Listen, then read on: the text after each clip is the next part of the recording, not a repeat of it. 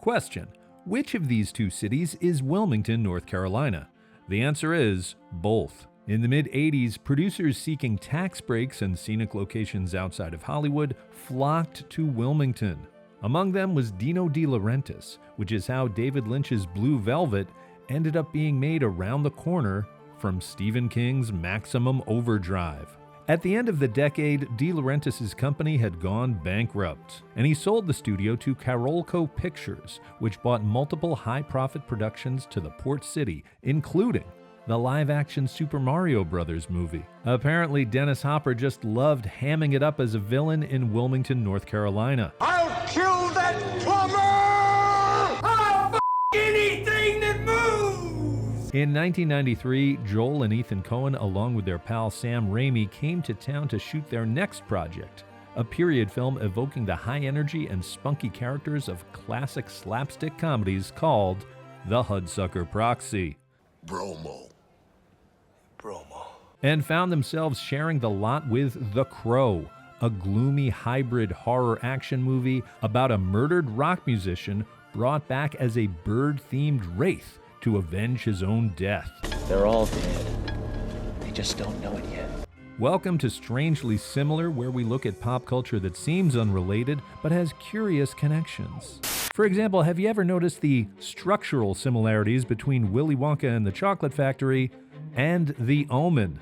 Both movies focus on a young boy who is chosen for greatness. Other characters stand in his way, but one by one they meet terrible accidents, allowing the boy to find a new home and fulfill his destiny. Plus, the two films share a screenwriter. These comparisons can be fun if you don't take it too seriously. A little nonsense now and then is relished by the wisest men.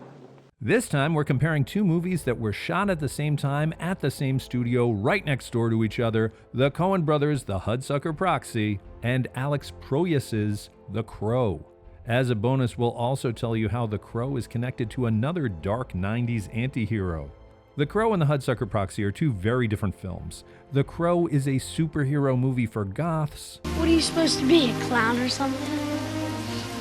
Sometimes. The Hudsucker Proxy is a 90s comedy for Preston Sturges fans. Oh, hypnotism. That gag's so old it's got whiskers. That gag's got whiskers on it. The Coen Brothers were influenced by old Hollywood. The Crow was an adaptation of a recent cult comic book series. But they do have some interesting parallels that we'll share with you.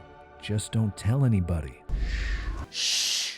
Curiously enough, The Crow was produced by Edward R. Pressman, who worked on everything from prestige dramas to sword and fantasy films, and had previously produced Crime Wave, the first collaboration of the Coen Brothers and director Sam Raimi.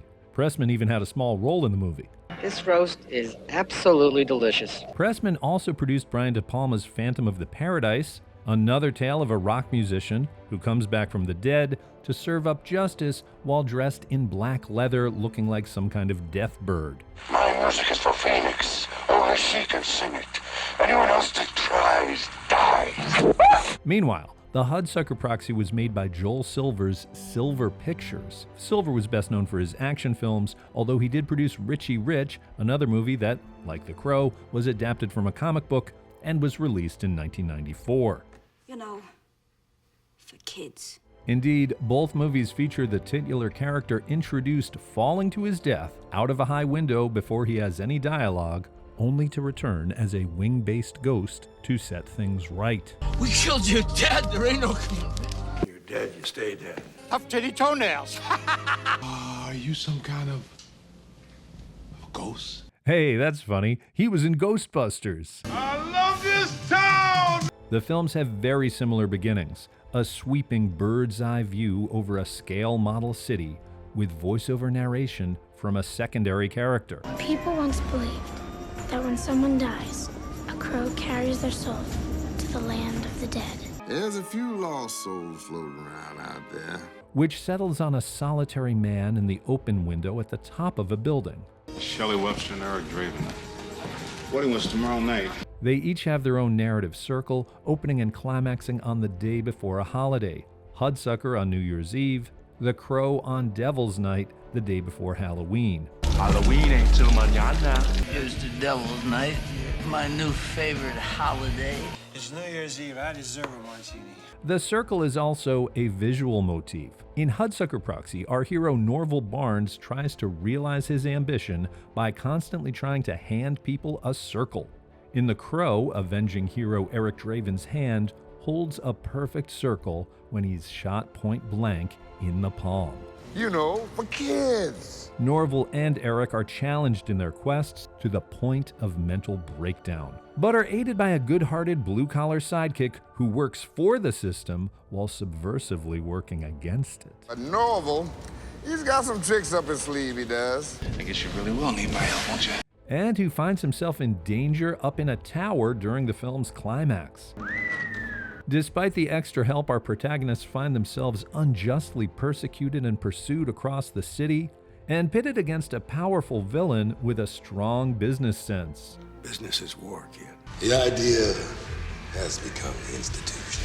Norval butts heads with ruthless board member Sidney J. Musburger, played by the legendary Paul Newman, and The Crow is pitted against crime boss Top Dollar, played by the great Michael Wincott, an actor known for portraying long-haired slime balls who hang out in clubs. Paranoia is just reality on a finer scale.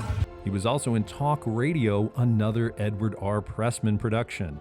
Musburger and Top Dollar preside over a long table of minions who love to chant in unison. Long live the heart! Fire it up! Fire it up! Fire it up! And they both have the distinction of making John Polito very pissed off. Piss off! We're closed! If I wanted ice, I would ask for ice. No magazines, no coffee. Musburger. I want to see Musburger. Did he jump out a window too? It's funny to imagine John Polito walking down the street to film his Hudsucker cameo while on a break from filming The Crow. Characters in both movies love to recite poetry. Suddenly, I heard a tapping, as of someone gently rapping. Hiya, buddy, my name's Buzz. I got the fuzz, I make the elevator do what she does. But they're not just poetic, they're also philosophical. Sarah and Amy, the respective female leads of Hudsucker and The Crow, ruminate on reincarnation and a mystical animal. Sometimes, just sometimes, the crow can bring that soul back to put the wrong things right. I wish I was still a gazelle and you were an antelope or an ibex. And both films have characters quoting someone from earlier in the movie. It's only natural in a period of transition for the more timid element to run for cover. It's only natural in a period of transition for the more timid elements to run for cover. Can't rain all the time. Can't rain all the time. And hey, since we're on the topic of rain, Eric Draven's return from the grave is strangely similar to a previous Coen Brothers venture, the late-night prison escape in Raising Arizona. Hudsucker star Tim Robbins knows a thing or two about escaping from a prison on a rainy night, even if Shawshank Redemption is the rare Stephen King adaptation to not be shot in Wilmington, North Carolina. Some real-life stormy weather interrupted production of both films when Wilmington was hit by 1993's infamous Storm of the Century, which destroyed sets on both the Hudsucker Proxy and The Crow productions. This setback was part of what quickly became known as The Crow's cursed production, which culminated in the tragic death of star Brandon Lee, who was killed on set due to a prop gun accident. Although Brandon Lee and Hudsucker star Jennifer Jason Lee aren't related, they are connected by the fact that Jennifer Jason Lee's father, Vic Morrow, was also tragically killed on set in 1982, filming John Landis' segment of Twilight Zone, the movie. Discussing his experience on The Crow, John Polito told the AV Club, "I remember one of the things I said to Brandon Lee was, don't pull a Vic Morrow on this film. Don't endanger yourself in any way. Vic Morrow was still fresh on our minds at that time." The Crow director Alex Proyas found it difficult to complete the movie in the wake of Lee's death, later stating, "I was in no fit state to redesign the wheel." That's right. More circle symbolism. You've outdone yourself. You've reinvented the wheel. Proyas said the action in The Crow was hugely influenced by the movies of John Woo, and John Woo's first American film, Hard Target, was produced by Sam Raimi. Raimi co-wrote the Hudsucker Proxy and was the film's second unit director. In 1990, Raimi had directed a movie starring another superhero. Idea Man. No, Darkman. Much like The Crow, Raimi's Darkman is the story of a man set upon by a ragtag gang of hoodlums because his girlfriend accidentally gets wind of shady real estate dealings. He's beaten up, thrown from a window, prematurely buried, but rises again to return to his demolished home, where he reinvents himself as a trenchcoat-wearing, near-invulnerable superhero and gets revenge on the criminals one at a time. Ultimately, he has to save the lead female from the lead villain atop a tall building. But despite their heroic actions, both Darkman and The Crow are outcasts, misunderstood and rejected by society, doomed to remain alone, separated from their respective partners. Darkman was even turned into an unaired TV pilot in 1992, in which they retconned his origin so that his girlfriend dies in the villain's assault, making the story even more like The Crow. Both films are set in an unnamed city, clearly based on Detroit, even though Darkman was shot in Los Angeles and The Crow was in Wilmington. Joel and Ethan Coen were uncredited script doctors on Darkman and have a very brief cameo driving the classic Oldsmobile from Raimi's Evil Dead movies. Evil Dead 2 was another Dino De Laurentiis production shot in North Carolina, but they filmed outside Wilmington to keep a safe distance from him. Raimi, who also has a cameo in Hudsucker Proxy, The Dancing Dingus. The belly go round. The Swingerino. The wacky circumference. Uncle Mitchell. How about green meanie? would make multiple references to Hudsucker years later when he directed Spider-Man, like The Crow, a comic book adaptation. We have set a new record in sales, a new record in gross, a new record in pre-tax earnings. Costs are down, revenues are up. A new record in after-tax profits. And our stock has never been higher. And our stock has split twice in the past year. The new president must be free to fall. Fail. And learn to fail. Fall. Is to see a hero fail, fall, die trying. While the Hudsucker Proxy failed to find an audience and would take years to receive critical reassessment, The Crow, though marred by the death of its lead actor, was a surprise box office hit and spawned 3 sequels, a TV series, and a remake that cost $50 million.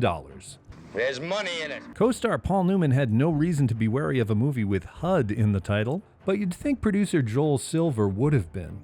Can't we just go back to the kissing part? Yes, we can, because at the end of the day, the Hudsucker Proxy and The Crow are both stories about lovers reuniting, their bond stronger than the cruel hand of fate that seeks to separate them. Son, it's for the birds. I mean this whole love business. Guys trying to score with dames just to feel big. Also, they're just both great movies that are still being enjoyed today. Thanks for watching. Be sure to hit the notification bell so you won't miss future videos. If you've got an idea for a comparison, let us know in the comments. Subscribe to Atomic Abe for more strangely similar videos like the surprising connections between The Last Temptation of Christ and Pee-wee's Big Adventure.